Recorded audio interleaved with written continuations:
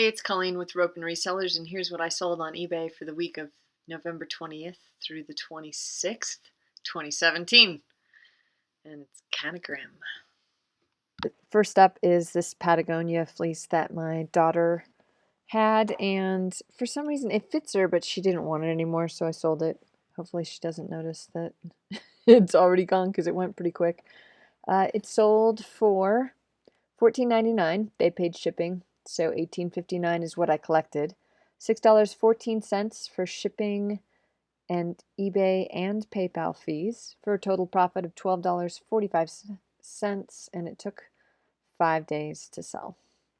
It's just a little girl's fleece. This is a Lisa Frank folder. This is one of the new ones, so that's what these look like. And when they have a UPC and they say all this and made in China and all that, then you know that they're not one of the vintage ones. This had some writing in it, which I disclosed. $9.29 is what it sold for. I paid 20 cents for it at a thrift store. $4.03 for shipping and fees for a total profit of $5.06, and it took 14 months to sell. This is a vintage patch, and I bought a bunch of them for $1 or $2 or something at an estate sale. It sold for $9.29. I collected shipping, so $11.90 is the total I collected. It cost me about 10 cents per patch.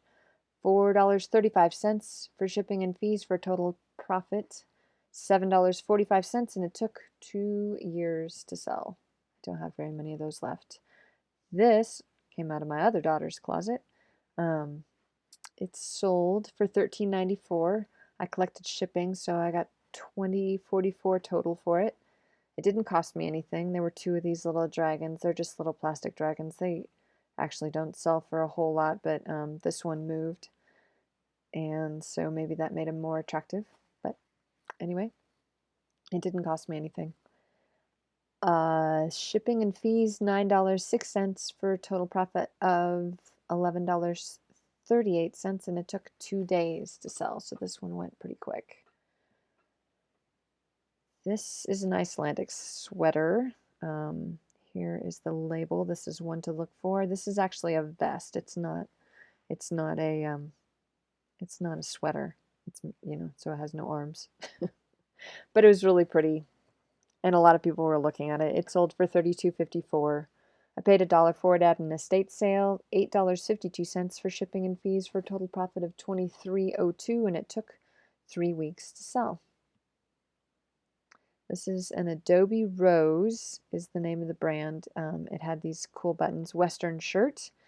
It sold for $18.59. I paid $1 for it at a local thrift store. There's Saturdays. Their stuff's $1. $6 for shipping and fees for a total profit of $11.59, and it took 8 months to sell. And it was new with tags. Somewhere on here, I think I have a picture of the tag. Yeah, it's on the sleeve down below. Next, I have a pair of silver earrings. These came out of Texas Gal Treasure Margaret's jewelry jar. They were silver tone. I tested them. They weren't silver. They sold for $6.50. They paid shipping, so I collected $9.11. I didn't pay anything for it since it came out of the jewelry jar that I won ages ago. $4 for shipping and fees for a total profit of $5.11, and it took 9 months to sell. These are more strawberry shortcake vintage dolls. These sold. Someone had asked me about this one in particular. She wanted me to pull it out of the lot, and I was going back and forth with her, but she never pulled the trigger. I sent her an offer. So anyway, this lot sold for $9.99. I paid about 25 cents for these. There's a giant bag of them, and I just pulled some out and made lots. $4.12 for shipping and fees for a total profit of $5.62, and they took 2 weeks to sell. And the last thing was this vintage denim jacket. It was a men's jacket. It's very 80s, 90-ish. I didn't open up the sleeves, but they definitely had sort of that, really long sleeve, how they're really big, where they join at the shoulders. That was super popular in the 80s and 90s. Anyway, It was my husband's. He didn't like it. He never wore it, so I pulled it out of the closet and sold it $29.99. I collected $36.24. Didn't pay anything for it. $10.71 for shipping and fees for a total profit of $25.53. And it took 20 months to sell. Looking at the numbers, very dismal. 145.12, 166.69 collected. Cost of goods was great. If it had been much higher, I think I would have been in even more trouble. $2.55 is what everything cost me. $56.93 for shipping and fees for a total profit of the week. Ouch, $107.21. And if that was what I depended on to pay the bills, I'd be in trouble. But you have to look at the big picture, and I'll talk about this. Merch by Amazon, which is my print-on-demand business through Amazon, where I design t-shirts and upload them. I sold 11 shirts, also pretty grim, $57.84 for a total profit of $165.05. That was it. That's all I sold. You gotta take the good with the bad. I didn't list very much this week. It was Thanksgiving weekend, and I had a lot of family obligations. Also, the stuff that I sell may not be what people want to buy. I think this time of year, especially, and I looked at my sales from last year, and basically the same thing happened. It was pretty good in October. First week or two in November was pretty good.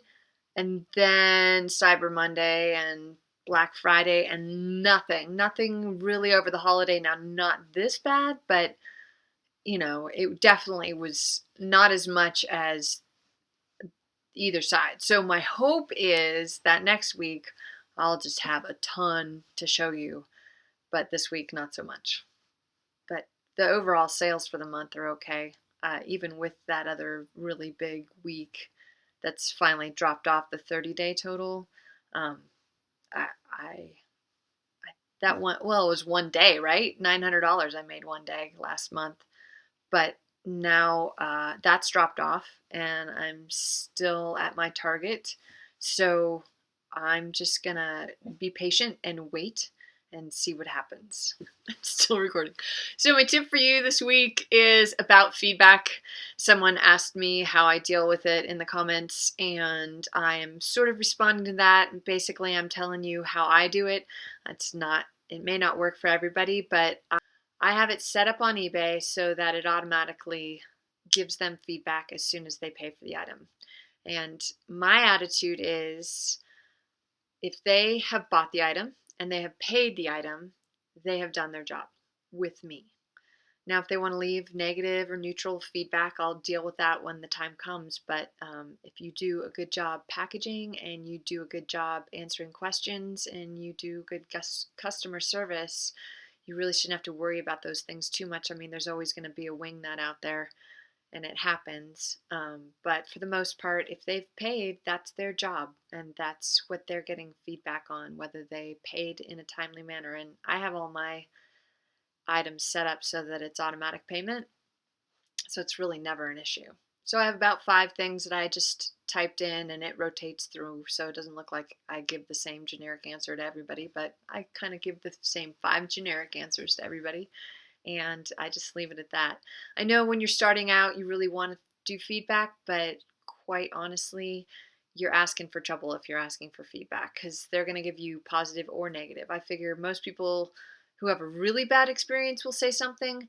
People who have a really great experience will say something, and people that are just kind of neutral,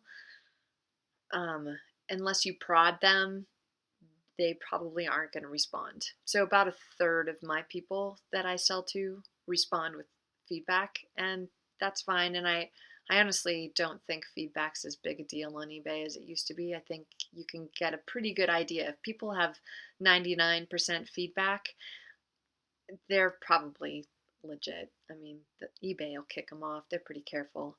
Plus, if they did get a negative, sometimes I'll go and look and see what the product was, if it was something that, I was buying, or if it was some sort of weird, obscure thing. And then I also see how the seller responded. And then I make my purchase that way. So that was a long answer. Basically, I just always leave feedback if they paid.